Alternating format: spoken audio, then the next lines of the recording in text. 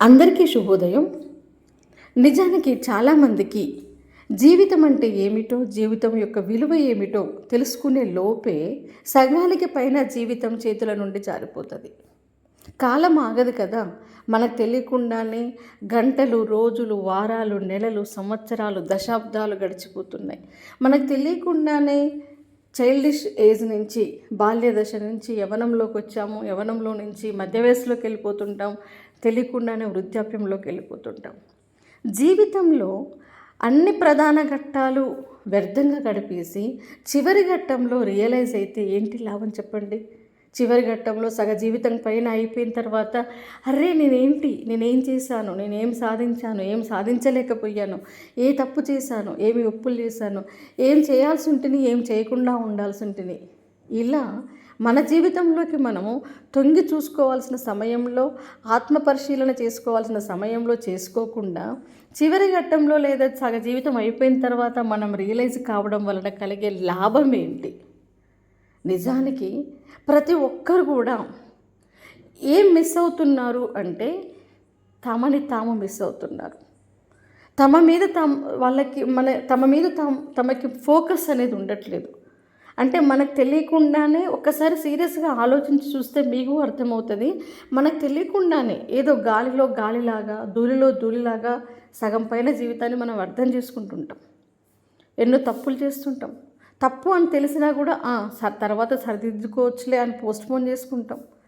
కొన్ని కరెక్ట్ కావు అని తెలిసినా మార్చుకోవాల్సినటువంటి అవసరం అత్యవసరంగా ఉన్నప్పటికీ కూడా మనం మారం. కొన్ని చేయాల్సిన పనుల్ని వెంటనే చెయ్యం. ఒక్కొక్కసారి మనం సరైన నిర్ణయం తీసుకోవాల్సిన సమయంలో సరైన నిర్ణయం తీసుకోం. చదవాల్సిన సమయంలో చదవం. ప్రతిదీ తప్పు. ప్రతి విషయంలో తప్పటడుగులు వేస్తూ అది తప్పటడుగు అని తెలిసినా కూడా మనకు ఉన్నటువంటి లేజినెస్ కావచ్చు, జీవితం పట్ల అలసత్వం కావచ్చు, జీవితం పట్ల సరైన అవగాహన లేకపోవడం కావచ్చు, ఒక లక్ష్యం లేకపోవడం కావచ్చు, లక్ష్యం పట్ల చిత్తశుద్ధి లేకపోవడం కావచ్చు. మొత్తానికి జీవితం అంతా వ్యర్థం చేసుకునే వాళ్ళే ఎక్కువ మంది ఉంటున్నారు. తాత్కాలిక ఆనందాల కోసం, తాత్కాలిక స్నేహాల కోసం, కాసేపు మనసుకు కలిగే ఆనందం కోసం సంవత్సరాల జీవితాన్ని వ్యర్థం చేసుకుంటుంటారు. కాసేపు ఆనందం కోసం వ్యక్తిత్వాన్ని దిగదార్చుకుంటున్నారు. అంటే మనిషిని తమను తాము కోల్పోవడానికైనా సిద్ధంగా ఉంటున్నారు. కానీ అసలు లైఫ్ అంటే ఏంటి, దీని యొక్క విలువేంది, ఈ లైఫ్లో నేనేం చేయాలి, ఏం సాధించాలి, నా వ్యక్తిత్వాన్ని ఎలా డెవలప్ చేసుకోవాలి అని ఆలోచించే వాళ్ళే తక్కువైపోయారు. నిజానికి ఎప్పటికప్పుడు మనం ఒక మాట అంటుంటాం, ఈ క్షణం మారినా చాలు, ఈ క్షణం మనల్ని మనం సరిదిద్దుకున్నా చాలు అని. ఇది నిజం. గడిచిన దాన్ని మనం ఏం చేయలేం. చేసిన తప్పులని తలుచుకుంటూ, కోల్పోయిన దాన్ని తలుచుకుంటూ, చేదు జ్ఞాపకాలతో జీవితాన్ని వెళ్ళదీస్తూ ఉన్న జీవితాన్ని వ్యర్థం చేసుకునే వాళ్ళు కూడా చాలామంది ఉంటారు. నిజానికి మారాలనుకుంటే మారలేరా? మనసు అంటారు. నా మనసు నా మాట వినట్లేదు అంటారు. మనసు ఎవరి చేతిలో ఉంది, ఎవరి లోపల ఉంది? నీ శరీరం లోపలనే కదా మనసు ఉన్నది. మరి నీ లోపల ఉన్నదాన్ని నువ్వు మార్చుకోలేవా? నీ పట్ల నువ్వు కఠినంగా ఉండలేవా? నీ పట్ల నువ్వు కఠిన నిర్ణయాలు తీసుకోలేవా? నిన్ను నువ్వు ఆంక్షలు విధించుకోలేవా? నిన్ను నువ్వు సరైన మార్గంలో పెట్టుకోలేవా? నీ మీద నీ అజమాయిషి చూయించుకోలేవా? నిన్ను నువ్వు గెలవని వాడివి, ప్రపంచాన్ని ఏం గెలుస్తావు? అంటే మనం అన్నీ చేయొచ్చు అన్న విషయం మనకు తెలుసు. కానీ మళ్ళీ అలసత్వం. ఈ అలసత్వం నుంచి, ఈ నిర్లక్ష్యం నుంచి బయటపడేసరికి ప్రపంచం అంతా కూడా మనకి ఏమి అర్థం కాని స్థితిలో నిలబడిపోతాం. ఏం చేయాలో అర్థం కాదు. ఏం కోల్పోయామో అనేది అప్పుడు అర్థమవుతుంది. కోల్పోయిన దాన్ని తిరిగి తీసుకొచ్చుకోలేం. మనకు తెలియకుండానే అవకాశాలన్నింటినీ కూడా మిస్ చేసుకుంటాం. మనకు తెలియకుండానే ఎంతో దూరం ప్రయాణం చేసినాం. తిరిగి చూసుకుంటే మళ్ళీ నువ్వు మొదలుపెట్టినటువంటి స్థానానికి వెళ్ళడానికి వెనక్కిపోలేవు. అలా అని చెప్పేసి ఆ వెనక్కి చూసినప్పుడు కలిగినటువంటి నిరాశ నిస్పృహలతోటి ఇటు ముందుకు పోలేవు. అంటే అటు ఇటు కాకుండా కుడితిలో పడిన ఎలకలాగా జీవితం అనేది గిలగిలా కొట్టుకుంటుంది. కాబట్టి రియలైజేషన్ అనేది చాలా ఇంపార్టెంట్. మన జీవితాన్ని మన చేతుల నుండి జారిపోకుండా చూసుకోవాల్సినటువంటి బాధ్యత మనది. అన్నీ కోల్పోయాక ఏం చేస్తాం చెప్పండి? నిజానికి కోల్పోవడం చాలా ఈజీ, డబ్బు ఖర్చు పెట్టడం చాలా ఈజీ, కూడబెట్టడం ఎంత కష్టం, అవునా కదా? టైం వేస్ట్ చేసుకోవడం చాలా ఈజీ. మనకు తెలియకుండానే గంటలు, రోజులు, నెలలు ఎంజాయ్గా, నేను ప్రపంచంలో నేను మాత్రమే ఎంజాయ్గా ఉన్నా, అసలు లైఫ్ అంటేనే ఎంజాయ్ కోసం అనుకుంటూ ఎంజాయ్ చేసేవాళ్ళు చాలామంది ఉంటారు. లైఫ్ ఎంజాయ్ చేయడం అనేది చాలా ఇంపార్టెంట్. జీవితం అంతా కూడా మనం సంతోషంగా ఉండి మన చుట్టూ ఉన్నటువంటి ఉన్న వాళ్ళని సంతోష పెట్టడం లైఫ్లో ఎంజాయ్మెంట్ అంటే. కానీ అనవసరమైనటువంటి వ్యసనాలకు బానిసై మన జీవితాన్ని మనమే కాల్చుకుంటూ, మన జీవితాన్ని మనమే వేయించుకుంటూ, మనల్ని మనమే శ్మశానానికి దగ్గర చేసుకుంటూ నేను ఎంజాయ్ చేస్తున్నాను అనుకోవడం మాత్రం శుద్ధ తప్పు. లైఫ్ని ఒక్కసారి ఆలోచించి సీరియస్గా ఎప్పటికప్పుడు కూడా నేను సరైన మార్గంలో పోతున్నానా, నేను ఎలా ఉన్నాను, ఏం సాధించాను, ఎన్ని ఓటములు చవి చూశాను. ఒకవేళ ఓటమి ఎదురైతే ఇక్కడే ఆగిపోవాలా? గుర్తుపెట్టుకోండి, జీవితం అనేది ఒక అందమైనటువంటి తోట. ఈ తోటలో నువ్వు ఎటైనా అడుగులు వేయచ్చు. ఒక దారి గుండా పోతున్నావు, అక్కడ నీకు దారి మూసుకొని పోయింది, ఇంకొక డైవర్షన్ తీసుకున్న తోటనే, అంటే చుట్టూ తోటనే, పూల తోటనే ఉంటుంది. కానీ నువ్వు ఒక దారి మూసుకోగానే నీ వెనక ఉన్నదంతా ముళ్ళ తోటగా భ్రమిస్తావు, ఇంకా చుట్టూ ఉన్నటువంటి అందాన్ని చూడట్లేవు. ఈ మధ్యకాలంలో ఒక 2-3 నుంచి నాకు కాల్స్ వచ్చాయి. ఏమని అంటే, నాకు అనుకున్నటువంటి జాబ్ రాలేదు, సక్సెస్ కాలేదు, ఏ కాంపిటేటివ్ ఎగ్జామ్ రాసినా నేను ఫెయిల్యూర్ అవుతున్నాను, గురుకులాస్లో చాలా ఎఫర్ట్స్ పెట్టాను, జాబ్ రాలేదు, నాకు బ్రతకాలనిపించట్లేదు అన్న మాట ఈ మధ్య కాలంలో నేను కనీసం ఒక 10 మంది నోటి నుంచి వినుంటాను. కొన్ని వాట్సాప్లో కామెంట్స్ కావచ్చు, అంటే మెసేజెస్ పెట్టిన వాళ్ళు ఉన్నారు, కొంతమంది డైరెక్ట్గా కాల్ చేసిన వాళ్ళు ఉన్నారు. ఒక్క దాంట్లో ఫెయిల్యూర్ ఎదురైతే నాకు బ్రతకాలే అనిపించట్లేదు అనడం ఎంతవరకు కరెక్ట్? ఇప్పుడు నేను చెప్పాను చూసారా, మనం వెళ్ళే దారి ఒక దారి మూసుకుంటే చుట్టూ మూసుకున్నట్టు భ్రమించే వాళ్ళే ఎక్కువ మంది ఉన్నారు ఈ ప్రపంచంలో. నిజమే, మీరు ఒక లక్ష్యాన్ని పెట్టుకున్నారు, ఆ లక్ష్య సాధన కోసం మీరు మీ వంతు ప్రయత్నం మీరు చేశారు, అది మీ తప్పు కాదు. ఫెయిల్యూర్ మీ తప్పు కాదు, ప్రయత్నించకపోతే మీ తప్పు.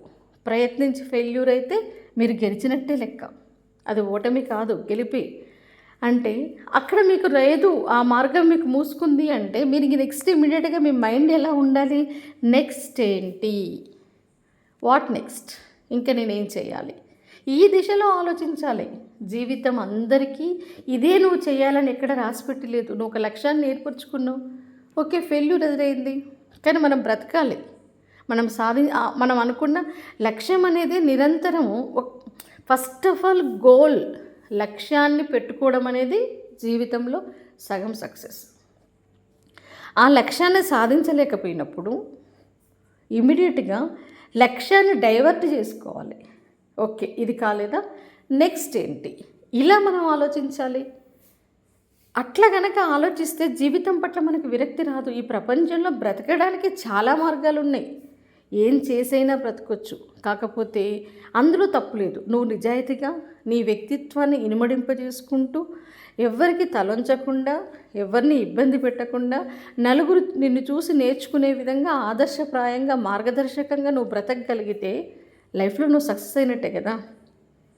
గవర్నమెంట్ ఇప్పుడు ఫర్ ఎగ్జాంపుల్ కాంపిటేటివ్ ఎగ్జామ్స్లో జాబ్ రాలేదు, కానీ మీకు ఒక విషయం తెలుసా, ఐఏఎస్లో సాధించలేని వాళ్ళంతా కలిసి ఐఏఎస్ అకాడమీలు పెట్టారు. అంటే ఇక్కడ మిస్ అయిందంటే నువ్వు చేయాల్సిన డ్యూటీ ఇంకొకటి ఉంది అని నువ్వు గుండె నిబ్బరంగా నువ్వు ఇంకొక దాన్ని యాక్సెప్ట్ చేయాలి, అంగీకరించాలి. నిజంగా చాలా ఐఏఎస్ ఇన్స్టిట్యూషన్స్ చూడండి, ఆర్సి రెడ్డి ఇన్స్టిట్యూట్ చూడండి, ఆ సార్ చాలాసార్లు మీకు ఇంటర్వ్యూస్లో ఇచ్చాడు, చాలా అటెంప్ట్స్ ఇచ్చి తను సక్సెస్ కాలేదు, కాబట్టి తనలాగా అటెంప్ట్స్ ఇచ్చేటువంటి వాళ్ళకి తను మార్గదర్శకంగా మారాడు.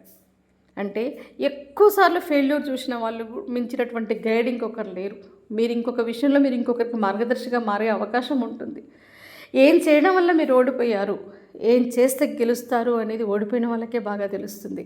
కాబట్టి ఓటమి ఎదురు కాగానే కృంగిపోవద్దు.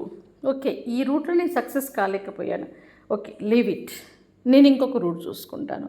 ఎన్ని మార్గాలు ఉన్నాయమ్మా బ్రతకడానికి ప్రపంచంలో, చాలా మార్గాలు ఉన్నాయి. ఉందాతనంగా చేసుకుంటే ప్రతి పని గొప్ప పని. డిగ్నిటీ ఆఫ్ లేబర్ అంటారు చూసారా, కాబట్టి లక్ష్యాన్ని ఏర్పరచుకొని దాని సాధన కోసం మనం ప్రయత్నం చేయడం అనేది చాలా ఇంపార్టెంట్. కానీ ఫెయిల్యూర్ ఎదురు కాగానే కృంగిపోతే మన జీవితం విలువ మనం తెలుసుకోవట్లేము అని అర్థం. అందుకనే ఎప్పటికప్పుడు ఓకే, ఇది ఫెయిల్యూర్ అయిన తర్వాత మనం ఆలోచించాల్సినటువంటి విధానం. మరి మనం జాగ్రత్తగా ఉంటే, కాస్తంత కేర్ఫుల్గా ఉంటే, కాస్తంత కష్టపడే తత్వాన్ని ముందు నుంచి అలవరుచుకుంటే సక్సెస్ అయ్యే రేటు పెరుగుతుంది కదా. ఇన్స్టెంట్గా మనకు విజయాలు రావు. కొంతమందికి విజయాలు అనేటివి ఇన్స్టెంట్గా వస్తుండొచ్చు, అది ఎక్కడో కొద్దిమంది. అలాంటి వాళ్ళని చూసి సంవత్సరాల తరబడి చదివి ఫెయిల్యూర్ అయిన వాళ్ళ నోటి నుంచి వచ్చే మాట ఏంటి అంటే, మేము ఇన్నాళ్ళు చదివిన ఫెయిల్యూర్ అయినా మాకు అదృష్టం లేదు. వాళ్ళకి అదృష్టం ఉంది కాబట్టి ఇమీడియట్గా సక్సెస్ అయ్యారు. ఎక్కడో 1-2 కేసెస్ని చూసి మనం నిర్ఘాంతపోవద్దు, నిస్సహాయపడొద్దు. మనం ఏంటి, మనం జెన్యున్గా కష్టపడ్డాం, రాలేదు, నెక్స్ట్ ఇంకొక మార్గాన్ని ఎంచుకోవాలి. మీలో ఉన్నటువంటి టాలెంట్స్, మీలో ఉన్నటువంటి క్రియేటివిటీ, మీలో ఉన్నటువంటి సృజనాత్మకత, వీటిని బయటికి తీసే ప్రయత్నం మీరు చేయాలి. అది మీ బాధ్యత. ఎప్పుడైనా గుర్తుపెట్టుకోండి, మిమ్మల్ని మీరే ఆత్మ పరిశీలన చేసుకుంటూ ఉండాలి. తప్పు చేయకుండా ఉంచుకునేటట్టుగా మీ మీద మీకే అజమాయిషి ఇచ్చుకోవాలి. ఒకవేళ ఏవైనా తప్పుడు నిర్ణయాలు తీసుకుని ఉంటే ఇమీడియట్గా రియలైజ్ కావాలి. ఇమీడియట్గా మిమ్మల్ని మీరు మార్చుకోగలగాలి. ఇది ఎప్పుడు సాధ్యమవుతుందంటే, ప్రతిరోజు మనల్ని మనం తరచి చూసుకుంటున్నప్పుడే సాధ్యమవుతుంది. చాలామంది వాళ్ళు తప్పు చేస్తున్నామన్న విషయం వాళ్ళకి అర్థం కాదు, చెప్పినా వినరు. ఎప్పుడైతే వాళ్ళ జీవితాన్ని వాళ్ళు కేర్ఫుల్గా చూసుకుంటూ ఉంటారో ప్రతి అంశం పట్ల వాళ్ళకు ఒక స్పష్టత అనేది ఉంటుంది, క్లారిటీగా వెళ్తారు లైఫ్ పట్ల. కాబట్టి ప్రతి విషయంలో కూడా ముందే రియలైజ్ అవ్వడం. ఇందాక నేను చెప్పినట్టుగా అన్ని ఘట్టాలు గడిచిపోయిన తర్వాత మనం రియలైజ్ అయితే మనకు వచ్చేది ఒరిగేది ఏమీ ఉండదు. కాబట్టి ప్రథమ ఘట్టంలోనే మనం జీవితం పట్ల రియలైజ్ కావాలి. మీరు నిరుద్యోగులై ఉండి, విద్యార్థి దశలో ఉండి చదువుతున్నారు, మీరు కాంపిటేటివ్ ఎగ్జామ్స్కి ప్రిపేర్ అయ్యారు. ఫర్ ఎగ్జాంపుల్, మీకు సక్సెస్ ఎదురు కాలేదు అనుకుందాం.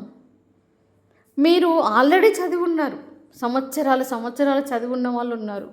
ఈ చదువును కొనసాగిస్తూనే కాసేపు మనం డైవర్షన్ తీసుకుంటే ఇటు చదువు కంటిన్యూ అవుతుంది.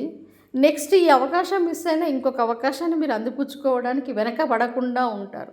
చదువుని కంటిన్యూ చేయడం వలన మనకు లాభం ఏంటి అంటే, మనం వెనకబడం. ఆల్రెడీ బాగా చదివాం. అసలు నేను అందుకే నేను ఒక మాట చెప్తాను, ప్రతి ఒక్కరూ గ్రాడ్యుయేషన్ కంప్లీట్ అయిన తర్వాత 2 సంవత్సరాలు పోస్ట్ గ్రాడ్యుయేషన్ చేసినా చేయకపోయినా, హైయర్ ఎడ్యుకేషన్కి వెళ్ళకపోయినా విధిగా 2 సంవత్సరాలు జనరల్ స్టడీసు సబ్జెక్టు కాంపిటేటివ్ పర్పస్లో బాగా ప్రిపేర్ అయ్యి ఉండి ఇక జాబ్లోకి దిగాలి. ప్రైవేట్ జాబో ఏదో ఒక జాబ్ అది చేసుకుంటూ ఈ బాగా ప్రిపేర్ అయిందని రివిజన్ చేసుకుంటూ వెళ్ళాలి. ఎంత చక్కటి ఆలోచన చెప్పండి ఇది. నిజంగా చెప్తున్నాను, నాకైతే ఇది చాలా నాకే మంచిగా అనిపిస్తుంది. లైఫ్కి ఒక క్లారిటీ ఉంటుంది. నువ్వు బాగా చదివేసావు, ఎనీ టైం జాబ్ రావడానికి నువ్వు సిద్ధంగా ఉన్నావు, నోటిఫికేషన్ ఎదుర్కోవడానికి అయిపోయింది. ఇప్పుడు ఏం చేస్తావు, నీ మీద నీకు ఒక కాన్ఫిడెన్స్ వచ్చింది. ఇప్పుడు ఏం చేస్తావు, నీ బ్రతుకు తెరువు కోసం ఒక జాబ్ చేసుకుంటూ కొంత డబ్బును సంపాదించుకుంటూ రోజు కొంత టైం నువ్వు చదివిన దాన్ని నెమరు వేసుకోవడానికి కేటాయించావనుకోండి, అటు ప్రిపరేషన్ అవుతుంది, ఇటు డబ్బులు ఉంటాయి, ఇటు జాబు ఉంటుంది. సో చాలామంది నిరుద్యోగ యువత ఈ క్లారిటీ తెచ్చుకోవట్లేరు. అట్లనే కూర్చుంటున్నారు, వదిలేసే జీవితాన్ని అట్లనే వదిలేస్తున్నారు, నిరుత్సాహపడటంలో మాత్రం ముందుంటున్నారు.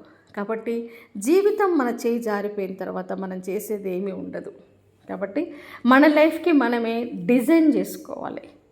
ఇలా చేద్దాం, ఇలా చదువుదాం, ఇలా మార్చుకుందాం. ప్రతి విషయం పట్ల మన మీద మనకి సెల్ఫ్ కంట్రోల్ అనేది ఉండకపోతే, మనల్ని మనం నియంత్రించుకోకపోతే, ప్రతి విషయంలో టైం వేస్ట్ చేసుకునే విషయంలో కావచ్చు, క్రమశిక్షణ విషయంలో కావచ్చు, డబ్బు విషయంలో కావచ్చు, ప్రతి విషయంలో మాట్లాడేటప్పుడు కావచ్చు, సెల్ఫ్ కంట్రోల్ అనేది మనం ఒక్కదాన్ని మనం ఫాలో అవుతే జీవితం మన కంట్రోల్లో ఉంటుంది.